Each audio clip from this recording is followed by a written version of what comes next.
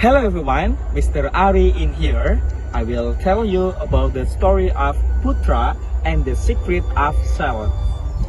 The morning sun began to burst through the light mist in the green valley village. At the edge of the Shallot field, Putra walked while carrying a notebook, a small soil thermometer, and perforated hose.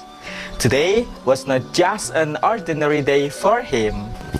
Putra, what kind of tools are you bringing? Looks you are going to do research in a lab or something? Well, this is a lab, Dad. A natural laboratory. I'm working on a STEM assignment from school. My teacher said STEM stands for Science, Technology, Engineering, and Mathematics. Whoa, sounds heavy, but why bringing it all to field? Exactly, because the field is the perfect place. All elements of STEM can be found right here. Let's start with science first. Putra scratched by the freshly tilled soil. He stuck the thermometer into the ground and observed the needle. The soil is 29 degrees. Nice and warm. It's also loose, perfect for shallots. They say if the moisture is just right, the shallots will grow bigger and be ready to harvest faster. I usually just go by the soil's color and how it feels in my hand. You use tools and theories, huh? Yup, science helps us be more accurate. That. Let me jot its result down first. Putra then walked to the side of a shallot patch, which had started to fill with water. He carried a small hoe and dug a narrow ditch along the edge.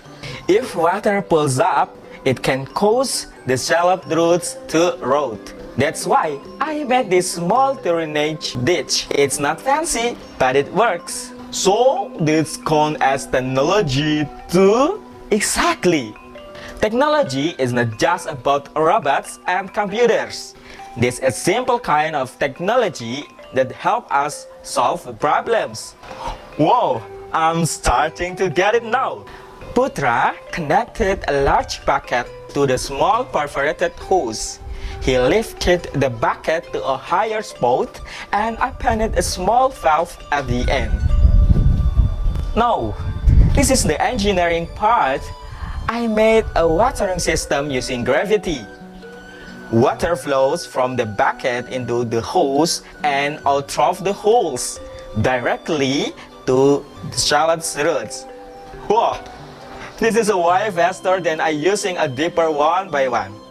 And it saves water too. The flow is slow but even. A simple technique but effective.